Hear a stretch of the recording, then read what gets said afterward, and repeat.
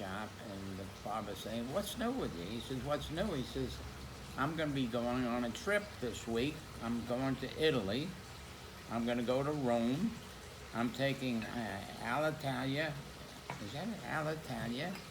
And we're going directly into the Rome airport. Then I've checked into the Estancia Hotel, and but the highlight of this trip is I'm going to go to the Vatican, and I'm going to listen to and see the Pope." So the guy said, "Well, look, let me tell you something. One," he says, "you don't want to fly on Italian airline. They're the worst. They don't have any kind of service. They never take off on time, never land on time." He says, "You don't fly Alitalia." Then he says, "Another thing, the hotel, the Imperial Hotel you're going to, that was a good hotel in its day, but it's completely run down now." And he says, "Unless," he says, "you're going to go over to the Vatican to see the Pope, and there's going to be hundreds of thousands of people, and you'd be lucky if you see anything." So about 3 weeks later, he's back in the barber shop, and he says, "How'd your trip go?" He says, "It was fantastic. You know, the Alitalia airline, it was wonderful. We took off right on time, landed right on time. The crew couldn't have been nicer. They gave us extra drinks, gave us little snacks, everything."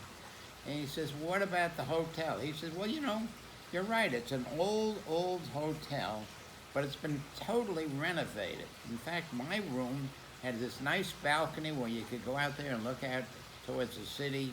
The bathroom had all marble fixtures in it." He said, "Yeah, now what is it? Now what about the Pope?